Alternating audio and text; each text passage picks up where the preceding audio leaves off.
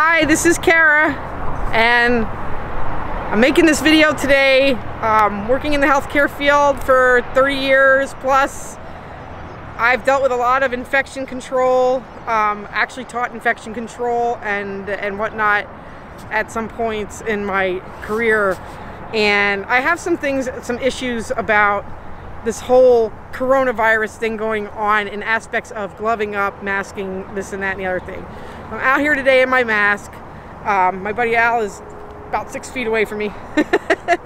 But I just put it on just to kind of show you guys things.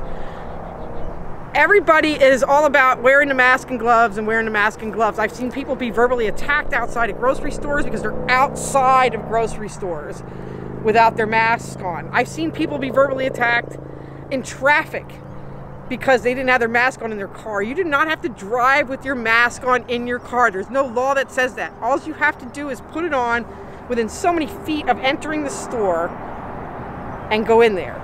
Okay, now here's the thing. I've been back and forth with this mask thing for a while on how I've actually felt about it. In aspects of, let's start with going into the grocery store, okay? And I've seen a lot of this. We posted pictures on Facebook. There's a lot of memes going around now. And I just want to address a few things, okay? People are so worried and high-tense about gloving up going into stores. If you're going into a grocery store, any place, and you're gloving up, you got your gloves on now. And I'm in there, I'm like this. See, I walked in with my jacket. I'm touching stuff. I've got my jacket touching stuff, picks up germs. My gloves have germs. That's great, it's not on my hands. But what's the point of having gloves if you're going to touch your face with your gloves? You might as well go in with your bare hands and just sanitize before you touch your face anyway. As you come out of the store, before you get in the car. You know, there's kind of a lot to go back and forth with that. But here's a couple of things I do want to tell you. I've seen a lot of this, okay? First of all, now I touch stuff in the store, I'm going like this with my sleeves. Contaminated. It's in your clothes. If you in fact pick something up. People who do this, oh, I'm gonna take my gloves off. Touched everything. Contaminated. You've just touched your skin with the germs that you've picked up on these gloves. You might as well just use your bare hands. Do great hand washing, which we'll go over in a minute. People who take off their gloves, you know, like I said, and reach up underneath, contaminate it. If you're gonna wear gloves, and I'm gonna show you how to take them off now because I've already ripped this one. Take your hands like this. A lot of you don't know this. Medical personnel should. Okay? Now you're touching germ to germ area. I'm not touching the skin. Okay? So you're coming out. You're out of the store now. Okay? Don't do this and then touch the shopping cart you just had your dirty hands on. You know, it's kind of like, you know, when do you really take off the gloves? I'm not going to get too far into that. But if you are taking off gloves, you're pulling it off. Nice and steady. You're crumbling this up in here. Now you've got this clean hand because this was inside the glove. And this is where you come up. Probably somewhere where you haven't leaned up against something as best as you can. Just hook it up underneath. There you go. Still wash and sanitize your hands. But then you can touch your face mask. Don't do this with gloves on. Don't do this without, you know, washing your hands first, sanitizing your hands first. And make sure when you wash and sanitize your hands, you are going for that 15 to 30 seconds.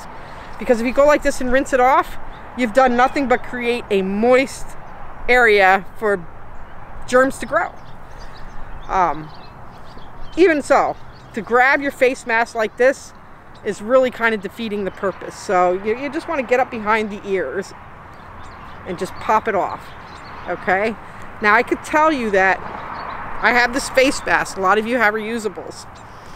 I'm wearing it now for a couple minutes. And what do I have? I have moisture here. So guess what? Anything that I've walked through the store with, breathed in, inhale, I'm pulling stuff onto this moisture, and that's sitting there and it's soaking. So unless you're going home and spraying your mask down with Lysol and hitting it with a hot iron for 10 seconds or more, and I mean like really cooking this thing, you're just going to pick up a lot of stuff in there. And that's not just my opinion. I have been reading up on this. Please do your research. I am one of those who's against people who post stuff without doing research, but it's just something to consider that, you know, I have this disposable now. I might as well just throw it out, or, you know, it's just collecting whatever. I mean, I was kind of against the mask thing up until yesterday, which I read an article about Wuhan, China having airborne. Let me tell you the difference real quick. Droplet precautions are, if I cough, I have little moist droplets that come out in a cough, any cough, whether you're sick or not. And they go a couple of feet, and as they do, they just kind of drop down slowly onto surfaces. Airborne means that I'm breathing and this stuff's floating through the air for miles. I don't know. It's a mask situation, but just be aware of your mask too as well. Make sure that you clean your mask, you hit them with heat, whatever you have to do. Wet it down, throw it in a microwave for 30 seconds, whatever you have to do to get that temperature up to cook. If I find out more about how to do that and effectively, I will definitely get back to you in another video. But in the meantime, we're going to head inside, and I'm just going to show you a couple things about hand washing and disinfectants. All right, folks, I'm aiming, this is Kerrigan here. I'm aiming down at the sink here, and I just wanted to show you a couple things that really bother me that I see people do. I'm using my bathroom sink as an example, but this is mostly in public restrooms where it's really important to be even more cautious. And it's not just during coronavirus, it's any time. Let me show you some things here, okay? First of all, when you go to wash your hands, I have my gloves off now. I've properly removed them. They're off. I want to wash my hands, or maybe I just came out of the bathroom, whatever. You're going to touch this, okay? 50 people have touched this. You've got bacteria here, you've got bacteria down in the sink because the sink is always wet. Except for mine, I dry mine and spray it, and that's just me. But I'm saying in a public restroom or whatever. When you wash your hands, you're going to end up touching the soap possibly at some point, or it may be one of those that you just kind of, and that's it, you know. But at any rate, what you want to do is you want to get some soap on there. The most important part of hand washing is the friction. Friction actually can blow up the germs, so to speak. So we're going to do the friction thing, and I want you to get your hands together and kind of somewhat interlock them. All right, friction. Sing yourself the ABCs and twinkle twinkle little star twice. Get it like that. Again, here we go. It's important. Get around each finger. I'm not going to show you each finger, but get around each finger at least 5 to 10 seconds. Really get it good. You want to get in the palms, and if you so desire, you can get to the wrists and get around. But get around, definitely around the top of the hands. So you really want to get a good wash on your hands. When you rinse, put your hands in under like this. Remember that anything you hit up here that has not been washed is going to wash down over your clean hands. So, it kind of defeats the purpose. But if you can, try not to touch the inside of the sink, because if you do, you've contaminated yourself. I just bumped up underneath the nozzle. Guess what? I just contaminated myself. Anyway, we're still rinsing with a downward motion. Now, when you turn off the water, don't touch this again. People have a habit of, you just contaminated yourself. Like, when you touch it, the best thing for you to do is to take your elbow, turn it off with that. Germs are back there. Paper towels are important. You want to be careful not to touch your dispensers. Again, don't tilt your hands up in the air like this. Now I've got the clean water running down, but if I put them back down, I'm going to have that water running back down again. Dry from the fingertips back. And when I say that, stay on the hand.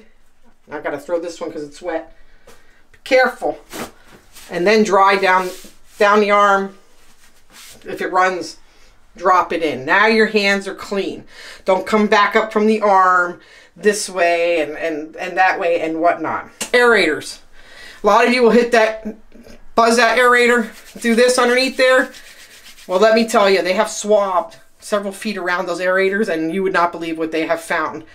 I'm back to preferring the paper towels. If you're in a public restroom and you're drying your hand with a paper towel, and it's pretty dry, this one, don't take a wet one, you can use this to kind of open the door, or if you have to pull it inward, or use your foot to open the door going outward, or your back to keep, you know, the germs from coming back onto your hands. That's the best way to keep your hands clean.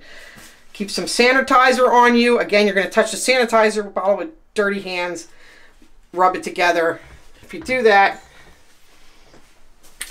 give it the old friction the same way as you would as you wash it. Go back over that nozzle part that you touched on your hand sanitizer bottle or whatever. Kill the germs off of there as well. Okay, now I'm going to talk to you about disinfectants, and I'll tell you why. I went to the store the other day and noticed that they are spraying disinfectants.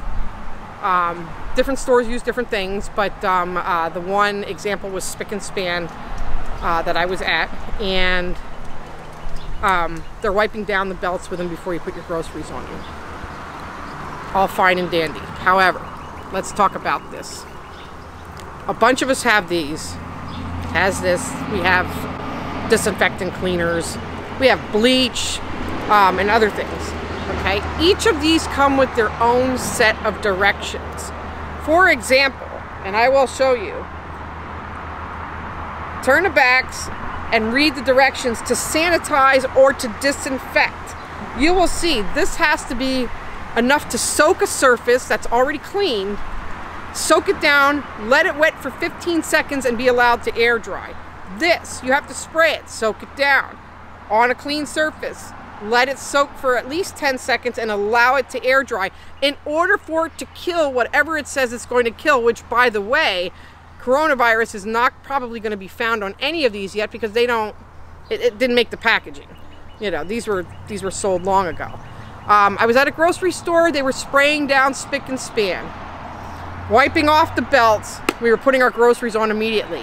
When I read the back of the bottle that they were spraying on there, it had said literally that the surface must be sprayed down, soaked at least 10 minutes before wiping in order to kill whatever.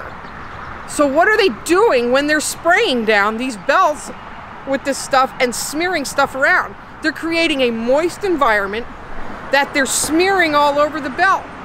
They could be spreading, for all I know, and they're definitely not killing.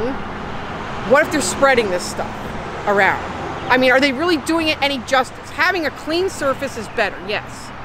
But the right thing to do between customers, and we all know how long this would take because it's never going to happen, would be to spray down that part of the belt that was just used and do whatever, let it soak for 10 minutes and then come back. Not going to happen. You know, maybe put up a piece of plastic. Maybe they should put a roll of like saran wrap type stuff, drag it down nice and clean for each customer. There's an idea. You know what? I got to patent that, Al. Al's behind the camera here. I have to patent that. I said it first. Ain't none of you going ahead with that, but I think that's where we're going to go with this. But when you go into a store and you see them doing that, you're not benefiting by it. If anything, you could be harmed by it. This coronavirus is a big thing. Read your stats up on how this has affected people, but also read your stats up on how many people die of the flu each year and whatnot. The fact is that it's scarier. We don't have a vaccine for it yet that's in place like we do now for the flu. The flu was pretty scary back, you know, before we had all these vaccines too. Don't panic, people. Just try to do your best. Remember that everybody individually is responsible for their own health and safety. It is up to you to make sure your hands are clean before you touch your face. And by the way, research has shown that you cannot get this disease through putting stuff in your mouth. That the acids in your mouth, the pH balance, whatever, kills it. So it's basically up the nose. So let's not pick our noses. And in the eye. Let's not poke at our eyes. But basically, keep your hands off your face. Keep your hands clean. Keep your surfaces clean and dry as you always should all year long. The one extra thing I do is I spray down my mailbox handle for the mail lady. You know, and I spray the doorknobs every day now, where I would just pretty much spray them down with Lysol once a week. Whatever. And you guys will be fine. Stay healthy. I've asked for some more statistics on things. You know, if you're afraid of getting coronavirus, don't be standing outside smoking 3 packs of cigarettes a day. Use some common sense. It's time to start taking care of your lungs. It's time to start taking care of yourself. Look at what you can do for yourself to keep yourself as healthy as possible if you do get infected with corona or anything for that fact. Hope you all stay safe and healthy. Looking forward to having some kind of post-corona picnic out here. Have a great day. The apocalypse.